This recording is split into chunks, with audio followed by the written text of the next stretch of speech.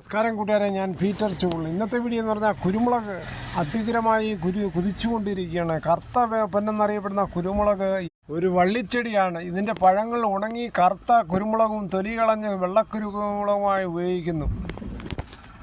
വിജ്ഞങ്ങളിൽ രാജാവ് എന്നറിയപ്പെടുന്ന കുരുമുളകിന് ഇപ്പോൾ നല്ല വിലയാണ്. ഇപ്പോൾ ഗാർബിൾഡ് കിലോ 713, അൺഗാർബിൾഡ് കിലോ 693, പുതിയത് കിലോ 683. വയനാടൻ കുരുമുളകിന് 685, ചേട്ടൻ 675, നാടൻ കിലോയ്ക്ക് 660 രൂപയാണ് വിപണികളിൽ ഓടുന്നത്. ഇവിടെ അടുക്കളയിൽ കറികളിൽ എരിവിനും രുചിക്കും ഉപയോഗിക്കുന്ന കുരുമുളക് പല പേരിലാണ് അറിയപ്പെടുന്നത്. കരിമുണ്ടൻ കുരുമുളക്, കൊറ്റനാടൻ കുരുമുളക്, നാരായണക്കുടി കുരുമുളക്, ഐമ്പീരിയൻ കുരുമുളക്, നീലമുണ്ടി, കുതിരവള്ളി തുടങ്ങിയ നിരവധി നാടൻ ഇനങ്ങളാണ് നമ്മുടെ നാട്ടിലുള്ളത്. പശ്ചിമഘട്ടത്തിലാണ് ഇതിൻ്റെ കൂടുതൽ ഉത്ഭവം. ആയുർവേദത്തിൽ വയറുവേദന, ചുമ, ജലദോഷം തുടങ്ങിയ പ്രശ്നങ്ങൾക്ക് ഇത് ധാരാളം ആൾക്കാർ ഉപയോഗിക്കുന്നുണ്ട്.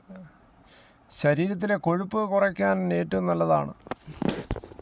കൃഷി എന്ന് പറഞ്ഞാൽ നല്ല സൂര്യപ്രകാശമുള്ളിടത്ത് മാത്രമേ കൃഷി ചെയ്താൽ നല്ല പ്രയോജനം കിട്ടത്തേയുള്ളൂ. വ്യാവസായിക അടിസ്ഥാനത്തിൽ ധാരാളം പേര് ഇപ്പോൾ കുരുമുളക് കൃഷി ചെയ്യുന്നുണ്ട്. ഇതിനു പുറമെ അഞ്ചൽ ഏറൻ കാർഷിക വിപണിയിൽ 28/10/2020 നടന്ന കാർഷിക ഉൽപ്പന്നങ്ങളുടെ വിപണന വിലയെ നോക്കാം. പയർ കിലോ 65, പാവൽ കിലോ 70, പടവലം കിലോ 40, കോവയ്ക്ക കിലോ 60, കുമ്പളം കിലോ 35, മത്തൻ കിലോ 30, ചുരയ്ക്ക കിലോ 20, വെള്ളരി കിലോ 25, കത്തിരി കിലോ 40, വെണ്ട കിലോ 50, പപ്പായ കിലോ 30, മുളക് കിലോ 200, കാന്താരി 400 മോഹവിലയാണ്. Passion fruit kilo 70, cucumber kilo 40 മുതൽ 45, മരച്ചീനി കിലോ 25, വാഴക്കൂമ്പ് ഒരു പീസ് 8, ഇഞ്ചി കിലോ 120, നാളികേരം അവിടെ 80 രൂപയാണ്. തടിയങ്കായ് കിലോ 15, ചീര ചുവപ്പ് കിലോ 50, ചീര പച്ച കിലോ 40, ചേന കിലോ 40 മുതൽ 42, ചേമ്പ് മുതൽ 70, കാച്ചിൽ കിലോ 70, കോഴിമുട്ട 8, ഏത്തൻ കിലോ അവിടെ 38 മുതൽ 43 രൂപ, കപ്പക്കുല കിലോ 50 മുതൽ 60, പൂവൻ കിലോ 30 മുതൽ 50, പാളയൻ കിലോ 15 മുതൽ 25, റോബസ്റ്റ 15 മുതൽ 20, ഞാലി കിലോ 40 മുതൽ 60